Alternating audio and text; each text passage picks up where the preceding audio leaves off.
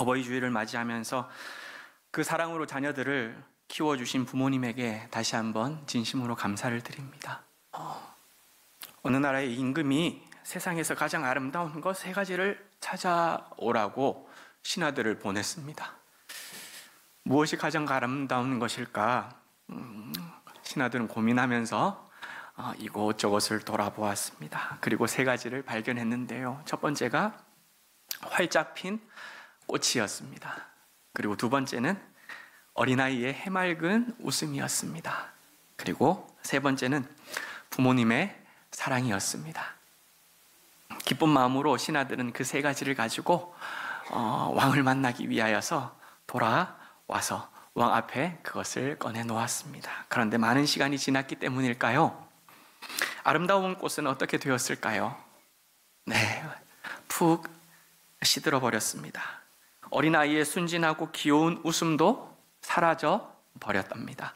하지만 부모님의 사랑은 그대로 남아 있었답니다.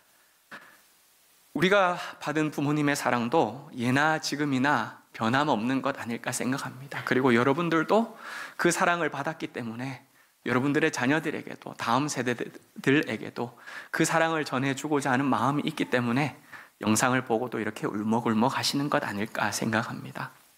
네, 영상을 보았습니다. 우린들 꿈이 없었겠습니까? 여러분들인들 하고 싶은 버킷리스트들이 없었겠습니까? 저도 천국에 가기 전에 하고 싶은 것이 참으로 많은 사람이었고 지금도 하고 싶은 것들이 참으로 많은 사람입니다. 그러나 또 다른 질문이 있었지요. 앞으로 살아갈 날이 1년밖에 남지 않았다면 나의 꿈을 선택할 것인가? 아니면 5억 원을 선택할 것인가? 내 꿈과 5억 중에 무엇을 선택할 것인가? 수능을 막 끝낸 학생들의 대답은 참으로 기특했습니다. 5억보다 꿈을 이루는 것이 더 소중합니다. 꿈을 이루고 내 이름을 남기고 죽는 것이 더 의미 있고 가치 있는 일일 것입니다. 꿈을 이루면서 그 꿈을 쫓아가다 보면 분명 5억도 벌게 될 것입니다. 이런 야심찬 대답에 참 소망이 있는 미래구나, 아이들에게는 희망이 있구나 라는 것을 보게 됩니다. 하지만 아버지들에게도 동일한 질문을 던집니다. 그들도 아버지이기 이전에 무엇입니까? 남자입니다. 그리고 또 한 사람입니다. 저마다 이루고 싶은 자신만의 꿈들이 있었습니다. 하지만 대답합니다. 저의 꿈을 위하여 가족을 힘들게 할 수는 없지 않겠습니까? 5억이 있다면 우리 아이들, 우리 가족 잘 먹고 잘 살 수 있을 텐데 그것이라면 제 꿈은 포기할 수 있습니다. 1년 동안 내가 아무리 벌어도 5억이라는 돈은 벌 수 없을 테니 저는 5억을 선택하겠습니다. 제 가족을 생각한다면 그것이 옳은 선택이니까요. 왜요? 저는 아버지이고 가장이기 때문입니다. 가장의 무게와 어머니의 사랑은 자신의 꿈과 인생을 버리면서까지 가족을 위해 아낌없이 베푸는 그러한 사랑이라는 것을 우리가 봅니다. 세월이 흘러도 변치 않는 그 사랑을 베풀어 주신 사랑하는 우리 모든 부모님들에게 자녀들을 대표하여 인사를 드립니다. 정말 감사합니다. 너무너무 고맙습니다. 그리고 참 사랑합니다.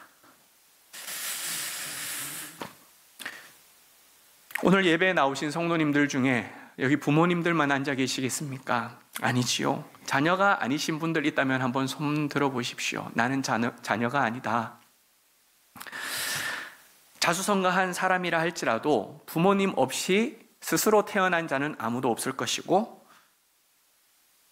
나 혼자서 살아갈 수는 없었을 것입니다. 모두 부모 없이 스스로 태어난 아들, 딸은 아무도 없다는 것입니다.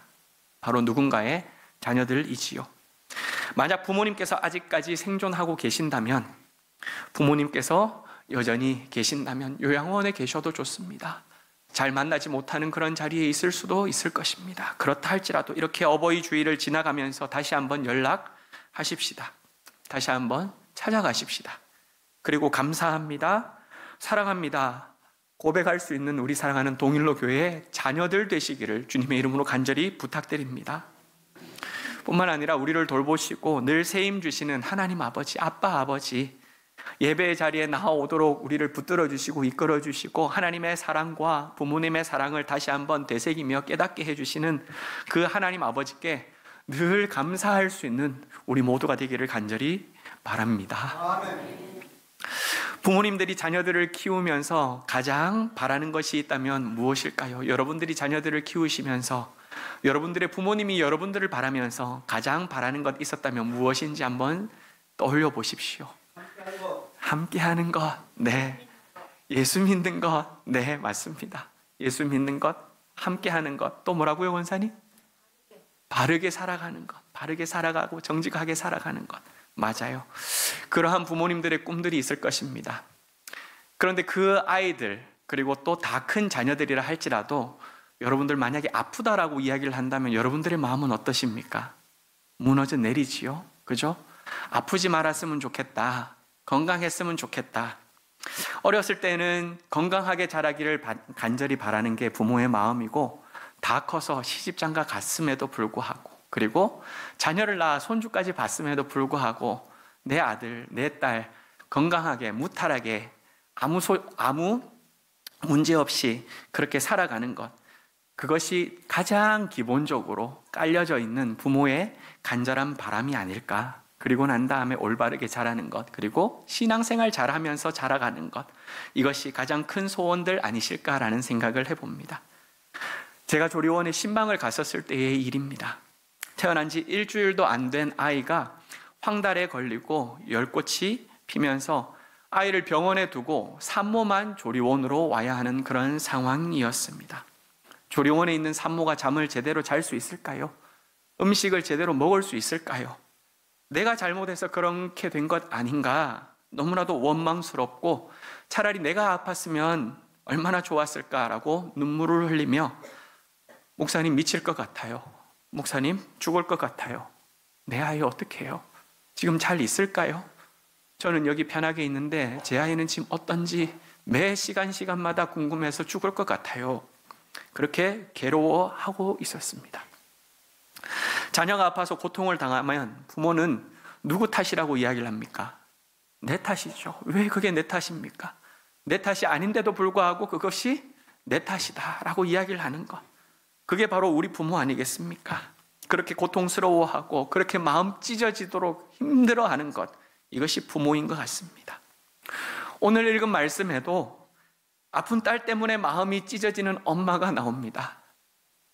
너무나도 아파하고 고통스러워하고 있는 그 딸 때문에 억장이 무너지는 어미가 한 명 나옵니다.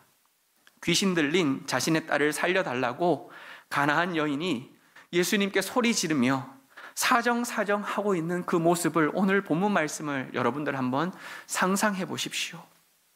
나를 불쌍히 여겨달라고, 주님 우리 딸을 좀 살려달라고 필사적으로 애원했던 그 이유는 딸아이의 고통스러웠던 그 하루하루 시간 그 시간들을 보면서 그냥 단순히 딸의 고통이 아니라 그 고통이 누구의 고통으로? 나의 고통으로 여겼기 때문에 예수님에게 그렇게 사정하고 매달리고 부르짖고 애원했던 것입니다. 가나안 여인은 귀신 들린 딸을 위하여 부끄러움도 개의치 않고 예수님께 간절하게 매달리며 애원했지만 예수님은 어떻게 반응하셨을까요? 단칼에 거절해 버리셨습니다. 자녀들에게 줄 떡을 개들에게 던지는 것은 마땅치 아니하다라고 하신 것이지요. 여러분, 가나안 여인을 사람이 아닌 개와 같이 취급했던 것입니다. 이 얼마나 매정한지 모르겠습니다. 여러분들은 여러분들 때문에 부모님이 멸시를 당하거나 손가락질 당해본 그런 경험이 있으실까요? 저는 있습니다. 저 때문에 어머니께서 손가락질을 당하시고, 그리고 고개를 푹 숙이고 아무 말도 못하시고 있는 그 현장 옆에서 저는 어머니를 지켜보아야만 했던 경험이 있습니다. 제가 6학년 때였습니다. 여동생과 함께 수영을 배우러 가기 시작했던 때입니다. 저도 그렇고 모두가 수영을 잘 못할 때였지요. 여동생이 수영을 배우고 난 다음에 그래도 배운 걸 조금 연습한다고 수영장에 보면 부력판이 있습니다. 기판을 잡고 발차기를 하면서 이렇게 수영을 해가고 있는 중에 남학생과 부딪히게 되었습니다. 그때 남학생이 여동생을 밀치고 때려서 동생이 물에 빠지게 되었고, 물을 먹고 허우적대다가 물 밖으로 어렵게 나와서 울고 불고 있었던 것입니다. 여동생을 달래주면서 자초지종을 들었습니다. 그리고 아무리 그래도 그렇지 남자가 어떻게 여자를 때릴 수 있느냐며 제가 그 남학생을 사정없이 때려 주었습니다. 그런데 그날 저녁 그 남자애와 어머니가 저희 집을 찾아오셨는데, 그 아이를 보니 저도 때릴 때는 알고 때렸던 것이 아니겠지요. 그냥 사정없이 이렇게 막 손을 돌렸던 것 같습니다. 그런데 그 아이의 얼굴은 멍이 시퍼렇게 들어 있었습니다. 남학생의 어머니는 화가 나셔서 제 얼굴을 꼬집으시고 따귀를 때리시면서 뭐 이런 깡패 같은 놈이 다 있어 라면서 욕을 쏟아 부으셨습니다. 저희 어머니께서도 어머니에게도 손가락질을 하면서 도대체 자녀 교육을 어떻게 시키셨길래 목사 아들이라고 하는 이 작자가 이 모양 이 꼴이냐며 어머니에게도 심한 말을 쏟아 부으셨습니다. 저 때문에 어머니께서 손가락질을 당하시고 욕을 들어야만 했던 그 상황과 목사 아들이 이 모양 이 꼴이다 라면서 마치 아버지의 얼굴에 먹칠을 한 것 같은 그런 말을 들을 때에 저는 아무 소리도 못하고 그 자리에서 눈물만 뚝뚝 떨어뜨리면서 고개를 푹 숙이고 있었습니다. 그리고 부모님에게 너무나도 한없이 죄송했었습니다. 저는 사고를 치고 잘못을 했기 때문에 부모님께서 손가락질을 당하시고 욕을 먹었던 것이지만, 가난한 여인의 딸은 저처럼 사고를 친 것이 아니었습니다.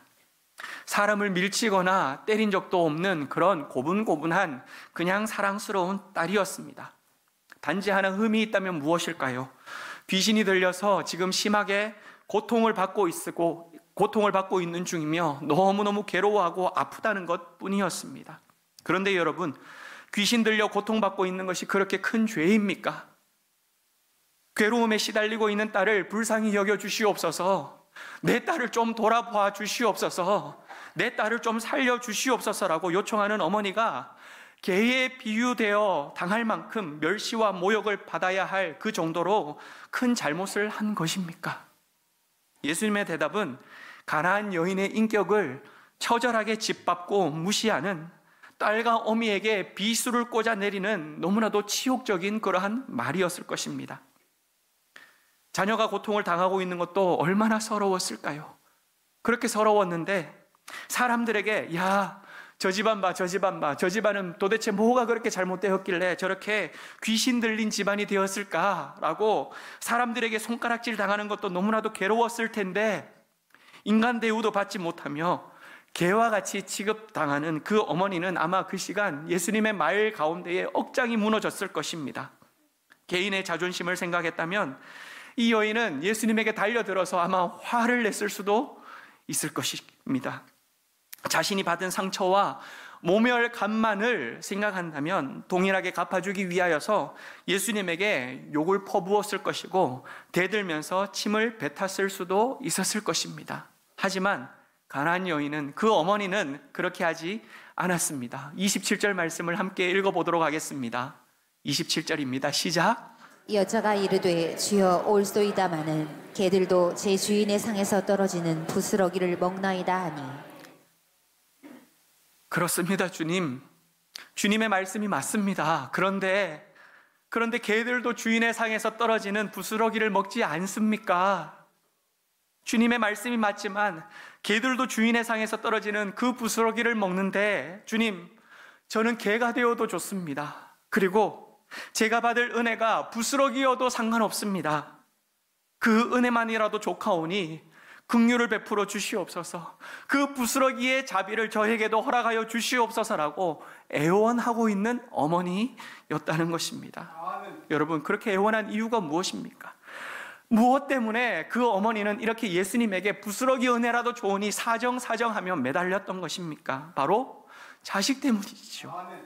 내 자존심이나 내가 받은 상처도 다 지워버릴 수 있는, 내 자식만 회복될 수 있다면, 내 자식만 나을 수 있다면, 내 자식만 다시금 멀쩡해질 수 있다면, 그 자식이 있기 때문에 내 자존심도 내 상처도 아무 문제 되어지지 않는다라고 하는, 사랑하는 내 자식 때문에 어머니는 그렇게 할 수 있었다는 것입니다.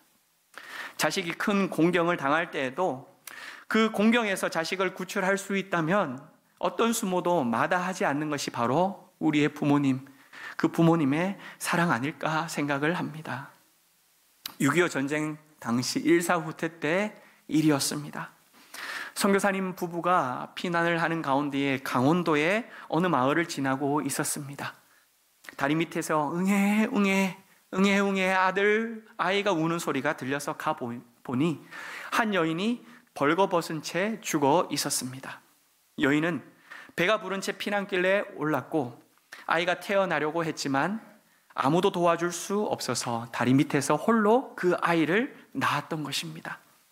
그렇게 아이를 낳았지만 강원도의 겨울은 너무나도 추웠고 아이를 그대로 두었다가는 얼어 죽을 것만 같았기 때문에 자신의 옷을 하나씩 벗겨서 그 갓난 아이를 한 포씩 감싸 주었던 것입니다. 그리고 결국 그 여인은 아이를 꼭 껴안은 채 얼어 죽었던 것입니다. 선교사님 부부는 우는 그 아이를 가슴에 품고 미국으로 데려가서 잘 길렀습니다. 점점 자라는 아이가 묻습니다. 자신의 얼굴 색깔은 당신들과 다른 것 같다. 나는 동양인인데 당신은 왜 서양인이냐? 엄마 아빠는 왜 나와 피부 색깔이 이렇게 다르냐? 선교사님 부부는 어른이 되어지면 이야기를 해주겠다고 대답을 미루었습니다. 그리고 20살이 되었을 때 비로소 이 청년은 어머니의 이야기를 듣게 되었고 추운 겨울 한국을 방문했습니다. 자신의 어머니께서 죽은 강원도의 다리를 찾아갔던 것입니다. 그리고 자신의 옷을 하나씩 벗은 청년은 팬티만 입은 채 무릎을 꿇고 목 놓아 울었습니다. 어머니, 당신은 이렇게 추우셨던 거군요. 어머니께서는 나를 살리시기 위하여 이토록 춥게 죽어야만 했던 것이군요. 어머니 사랑합니다. 자녀를 자신의 목숨과도 뒤바꿀 수 있는 것이 바로 부모의 사랑일 것입니다. 가만히 생각해 보시면 우리는 이러한 부모님의 사랑을 받으면서 다 자라왔습니다. 사랑이 없었던 것이 아니라 그 사랑을 내가 깨닫지 못했을 수는 있다 할지라도, 내가 느끼지는 못했을 수 있다 할지라도 우리는 분명하게 그 어머니의 사랑을, 그 아버지의 사랑을 다 받으면서 살아왔던 것입니다. 여러분, 이런 글을 읽어보셨는지요? 나에게 티끌 하나 주지 않았지만 구걸하는 분들이 내게 손을 내밀면 나는 그들이 불쌍하다고 생각하며 은혜를 베풀어 주었습니다. 그러나 나에게 자신의 전부를 다 내어준 어머니는 불쌍하다고 여겨본 적이 없습니다. 긍휼히 여겨본 적이 없었습니다. 나에게 밥 한 번 사준 친구들과 선배들은 고마워했습니다. 답례하고 싶어서 불러내고 식사와 선물을 대접합니다. 그러나 날 위해 매일같이 밥을 짓고 밤늦게까지 기다려 주었던 어머니는 감사하다고 생각해 본 적이 단 한 번도 없었습니다. 실제로 존재하지도 않는 드라마 속 가정사를 보면서는 그들을 대신하여 눈물을 흘리며 휴지로 붉혔던 눈시울을 닦았습니다. 그러나 일상에 지치고 힘든 어머니를 보면서는 진심으로 눈물을 흘려본 적이 없었습니다. 그리고 골방에 누워 아파하던 어머니를 위하여서는 내가 바쁘다는 핑계로 걱정 한번 제대로 해본 적이 없었습니다. 친구와 애인에게 사소한 잘못 하나라도 혹시나 관계가 뒤틀릴까봐 미안하다고 사과하고 용서를 구했습니다. 그러나 어머니에게는 잘못을 셀 수 없이 많이 했음에도 불구하고 제대로 용서 한번 구하지 않았습니다. 죄송합니다, 어머니. 정말 죄송합니다. 이제서야 알게 돼서 죄송합니다. 아니, 아직도 전부를 다 알지 못한 것 있어서 죄송합니다. 사랑하는 여러분, 받은 사랑이 없어서가 아니라 받은 사랑이 너무나도 크지만 내가 깨닫지 못했기 때문에 느끼지 못하고 내가 알지 못했기 때문에 그 사랑 앞에 고맙다고 감사하다고 고백하지 못했던 것 아닐까 생각합니다. 오늘 어버이 주일을 지나가면서 그 사랑 다시 깨닫게 해주시는 그 하나님 아버지의 음성을 귀 기울여 들으면서 사랑하는 부모님들에게 감사합니다, 고맙습니다, 그리고 사랑합니다 고백할 수 있는 우리 모두가 되기를 간절히 소망합니다. 그럼에도 불구하고 목사님, 저는 이런 부모님의 사랑을 전혀 받지 못했습니다 라고 말씀하는 분들이 계실 수 있을 것입니다. 목사님, 저희 부모님은 기본적인 부모 역할도 못한 분이시기 때문에 저는 그 부모님 끔찍하다라고 생각하실 수 있는 분들도 있을 것입니다.